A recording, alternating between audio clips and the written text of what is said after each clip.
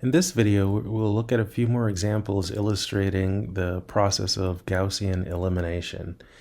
And we will look at examples where the number, either the number of variables or the number of equations or both are larger than, we may have typically worked with before, right?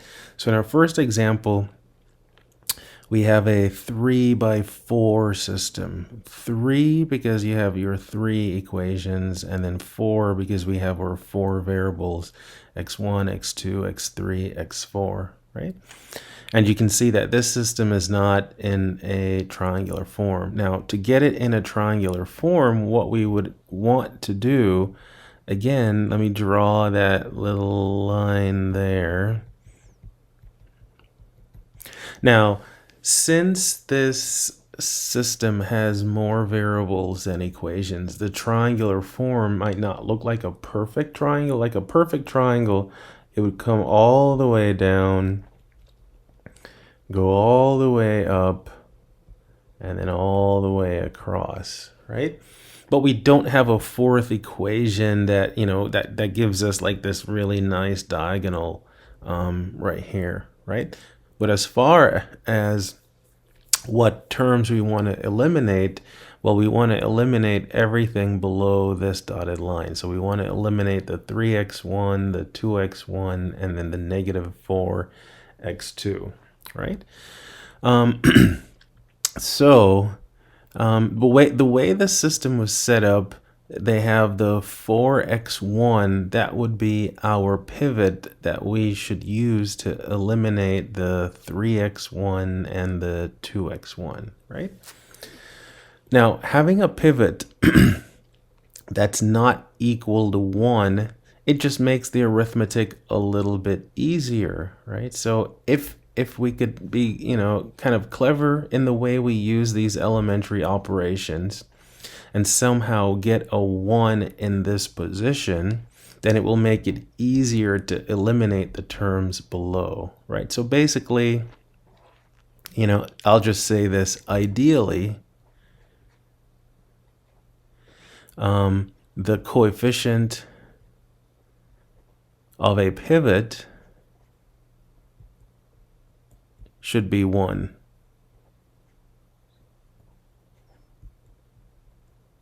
Should be equal to 1, right? But right now it's equal to 4. Well, there are a couple things we could do. We could multiply the first equation by 1/4. That's one of our elementary operations where you could take a non-zero constant and multiply an entire equation. And that would work, but if you notice, only one of the other coefficients in row 1 is a multiple of 4. I'm sorry, yeah, negative 8 is a multiple of 4. The other ones are not, so that would automatically introduce a lot of fractions in your arithmetic. And again, simply because of the number of arithmetic operations that you'll tend to have to do in these types of problems, you want to minimize, right, the number of points of possible errors. And unfortunately, fractions tend to be a big point of errors. So what could we do? Well, I look at the third equation, and if you notice, every coefficient is a multiple of 2, which happens to be the leading coefficient in this third equation. So I could do two things. I could do this. I could take 1/2 of E3, and that would give me a leading coefficient of 1. And then to get it in that pivot position, I could do a row swap, right? So again, it's a lot to write, and I'm going to write it all down so we can see all the steps. But if I perform this elementary operation, right, then this is the resulting equivalent system. So 2x4 is equal to 13. So that doesn't change the first equation. It doesn't change the second equation. And like that. But it does change the third. So essentially divide each of these coefficients and also the constant on the right by 2. So you'll have x1 minus 2x2. See, you got to be very careful with the arithmetic. And then minus x3 and then plus x4, and that's equal to 3. All right? So good. Now let's do the swap and make this so that I can get this term with the leading coefficient of 1 as my pivot. And then I will start my elimination, right? So I am going to do E1 and swap that with E3. In fact, yeah, let me go ahead and just kind of group stuff. The more you have on your page, the more important it is for you to find a nice way of organizing the process so that it doesn't get overwhelming, right? There's a lot of terms to deal with.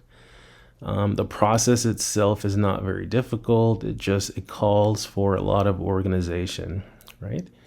And then here is now my new row 3. So 4x1 minus 8x2 minus 3x3 plus 2x4, and then that's equal to 13. Okay, good. So now I can call this formally my pivot. Now, what does my pivot do? It allows me to eliminate terms that are below that pivot, right? So, and again, these would be like terms. So it allows me to eliminate all the x1s. Well, this is where we now use the third of our 3 elementary operations. Since I want to eliminate a positive 3x1, I'm going to multiply E1. I was about to write my negative 3, and then I, for some reason, didn't. So negative 3 times E1 added to E2.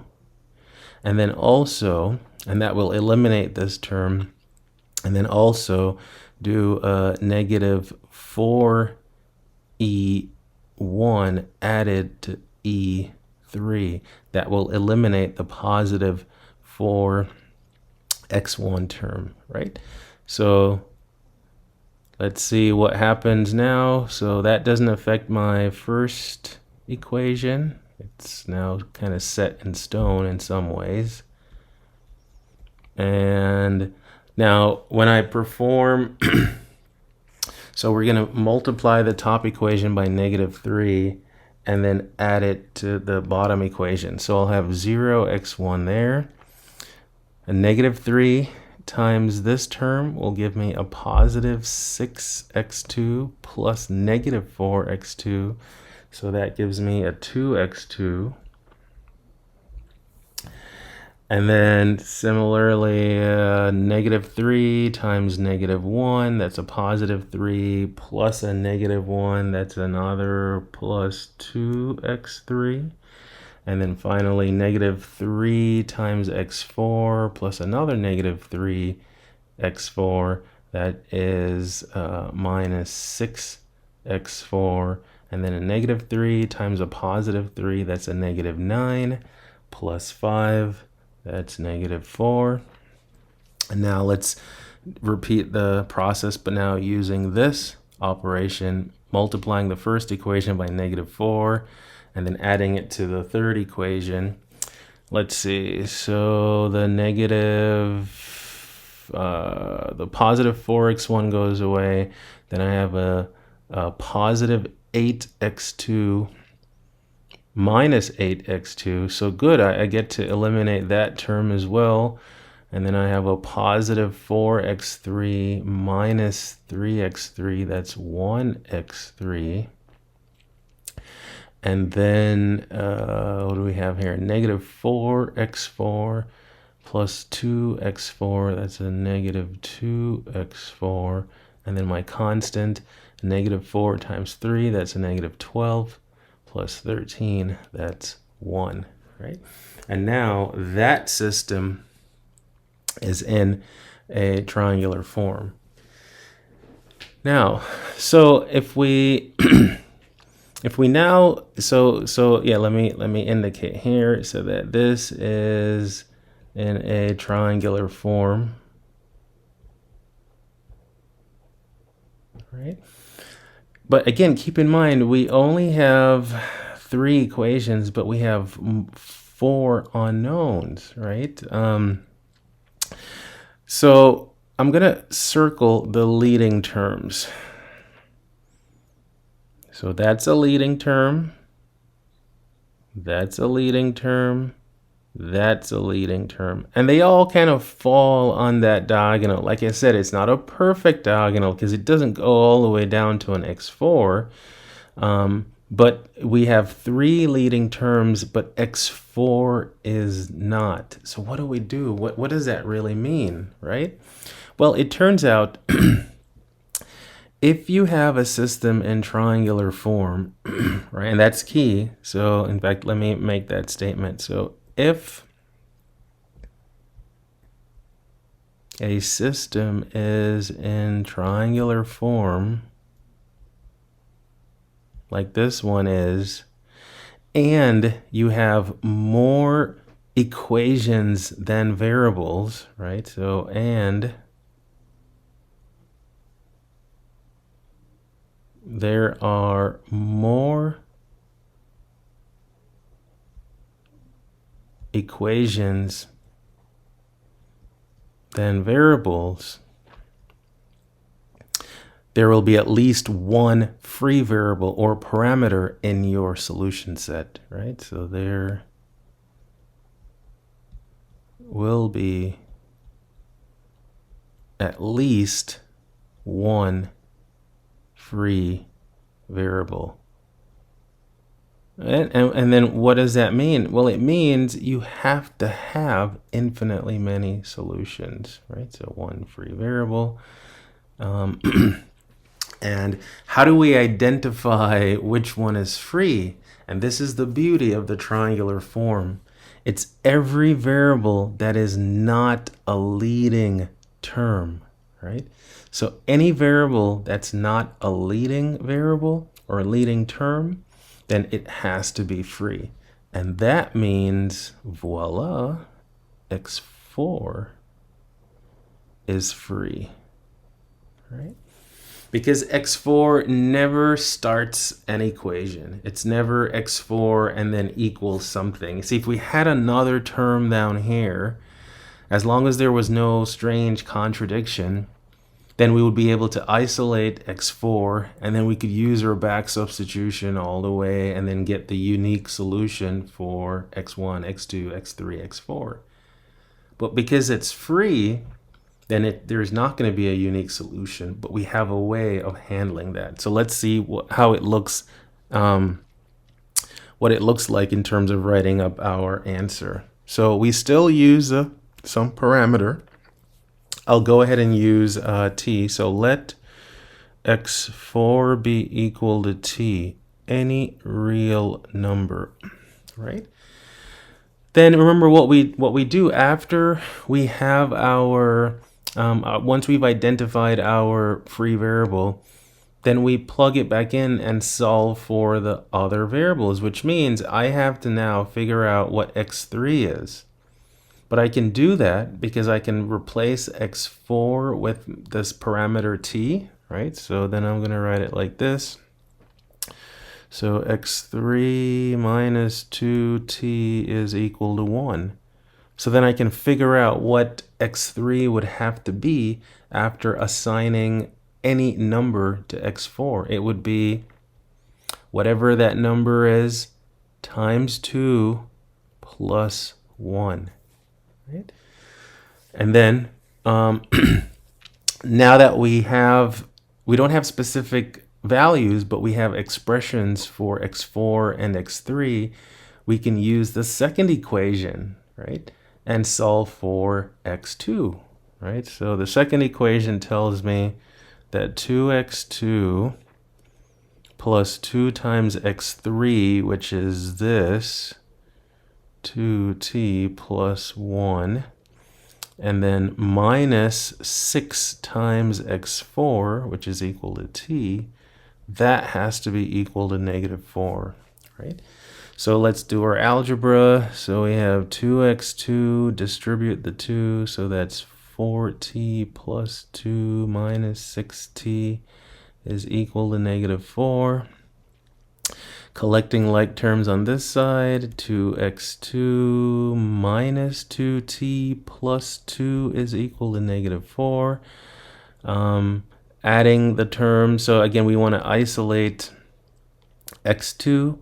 So x2 is going to be 1/2 of 2t minus 6, which ends up being t minus 3, right? And so now we know, once we've assigned, again, a value to x4, we know what x3 has to be based on this formula. We know what x2 has to be based on this formula. And then finally, we can solve for x1. So I'll do that below. So using the top equation now, I can figure out what x1 has to be. So x1 minus 2 times x2. Well, this is x2. So we're still doing our back substitution, right? We're still using back substitution.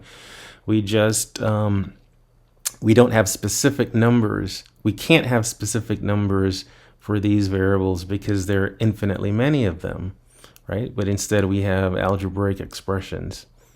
So then minus the quantity 2t plus 1, and then plus my x4. That has to be equal to 3. And again, we're going to use our algebra.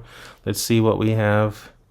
X1 minus 2t plus 6 minus 2t plus 1 plus t is equal to 3.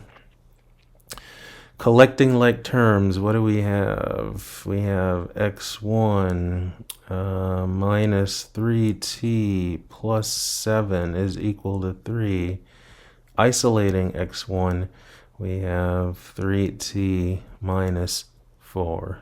Let's see. Oh, wait, I forgot a negative sign here, which is going to affect this and affect that one. So again, this is where we have to be very careful with our arithmetic. So here we have a plus 5, and then subtracting the 5 gives me a minus 2. All right. So here is our solution set. And now we have 4 variables, right? x1 through x4. So the order is going to be, you're going to put x1 first. So 3t minus 2, comma. Put your x2 second, t minus 3. Put your x3 third, so 2t plus 1. And then put your x4 fourth, and that's t, with the understanding that t can be any real number. Now, if we had 2 variables, this, we had something like this, then it would be an ordered pair. If we had 3 variables, then it would be an ordered triple. 4 variables is an ordered quadruple, and so forth. So yeah, so again, as the number of variables increase, then we'll have more and more. They're called in general n-tuples, right? And as n gets bigger, it's essentially a longer list because the order is important now. It's an ordered list, and but we have a systematic way of handling it, right? So regardless of how many, the Gaussian elimination, back substitution works very well. All right. I want to do one more example. And let's look at, so here we had an example of a system that has more variables than equations? What if it were flipped around, right? What if it were flipped around and we had a system that looked like this? So this is x1 minus x2 plus 2x3 is equal to 5. And then 2x1 plus x2, let's say that's equal to 2.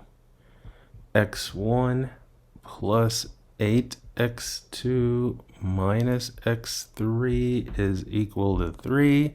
And then finally, negative x1 minus 5x2 minus 12x3 is equal to 4. Now, this type of system where you have more equations than variables, these are called overdetermined systems, right? They're overdetermined because think of each equation as another constraint, another requirement that we need the variables to satisfy. But there are only 3 of them there are only 3 variables, but we're asking them to satisfy 4 constraints because there are 4 equations, right? Let's see what's going to happen, right? Let's see what's going to happen. We have what we would like, a pivot of with a leading coefficient of 1, so that's good. So I'll go ahead and formally call that my pivot. So we have 3 of these terms to eliminate, but again, we can do them sort of in batches, right? So we're going to take -2 times the first equation and add that to the second. And then we're going to take 1 times the first equation, or I should say -1, sorry, and then add it to the third equation. And then finally, the first equation added to the fourth equation, right? And you might wonder, why don't I say like minus? Well, I am being very, very precise and following exactly what the definitions are for my elementary operations. It's always some constant times 1 equation added to another equation. It's never minus. And if you think algorithmically, think of how this procedure might be programmed. It's not going to be sometimes the computer is going to add and sometimes it's going to subtract. No, you want the addition there to be fixed.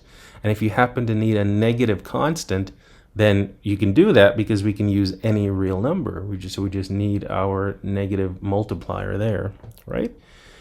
So what happens when we do these 3?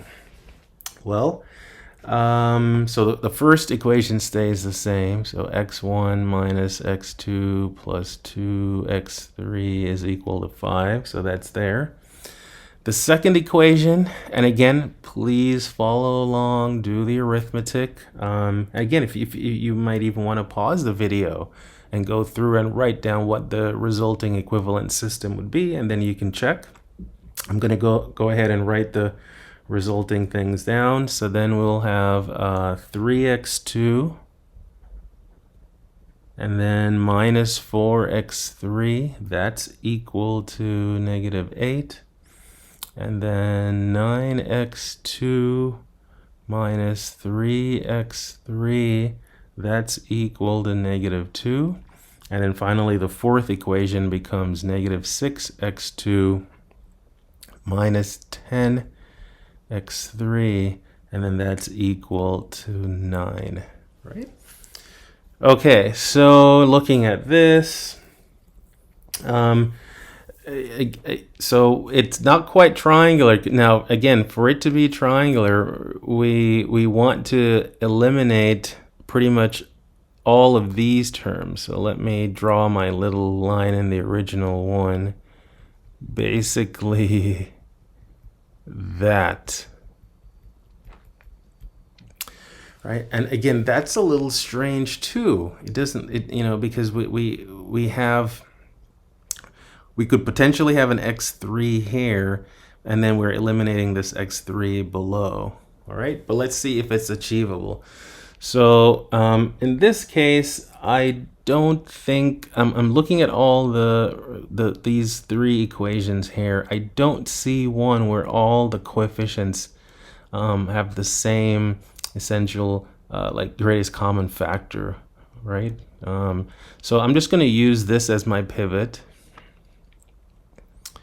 All right, I'm going to use this as my pivot. Let me indicate it here, and then I'm going to use this term to eliminate the 9x2 and the negative 6x2. And the arithmetic isn't going to work out too badly, and that's because the 9 and negative 6 are multiples of 3.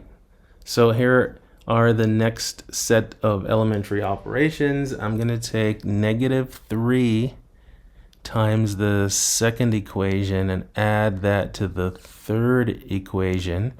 And then I'm going to take 2 times the second equation and then add that to the fourth.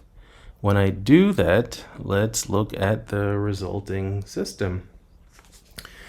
Again, no change in the first equation. X1 minus x2 plus 2x3 equals 5. And then we have our 3x2 minus 4x3 equals negative 8. No change in the second equation, but we would have eliminated these terms. And here's the resulting third equation. 9x3 is equal to 22. And then negative 18x3 is equal to negative 7, right? Now, looking at these two, you're going to see a problem, but let me go through the formal process of making this triangular. And the way you do that is I would have to eliminate this x3. So technically, now this is my pivot. And I need to eliminate the negative 18x3. So to do that, I only need one more operation, and then I can declare that it is, in fact, in triangular form. And this would be all I have to do is double the third equation and then add it to the fourth equation. That produces this system. X1 minus x2 plus 2x3 equals 5. And then 3x2 minus 4x3 is equal to negative 8. The third equation doesn't change now because that equation has my pivot. And then this one now, it completely eliminates that, but it doesn't eliminate the constant on this side. In fact, what I end up with is negative 37, right? Because if I take 2 times this, let me see. Yeah, 2 times this, that's 44. And, oh, wait, yeah. Let's see, is that correct? Yes. And then we end up with our contradiction. So we have a contradiction here. In fact, actually, this should be a positive 37 because it's a positive 44 here minus, yeah. So in fact, plus or minus, it actually doesn't matter because you could think of it like if I multiply this equation by negative 1, it still gives me a negative sign there. But the important thing is here is my contradiction, right? We know that 0 is not equal to 37. And what that means is that this system has no solution, right? If, for instance, here we ended up with 0 equals 0, well, we know that's always true, and then we would be able to use the first 3 equations, right, and solve for x3, and then do our back substitution and solve for x2, and then finally get x1. But because we encountered a contradiction while converting this into a triangular system, we realize that this system has no solution, right? So I just wanted to do a couple more examples to give you all the little issues that may come up. You know, you could still have free variables. You can still have contradictions. The important thing is the ability to write a general linear system in one of these triangular forms.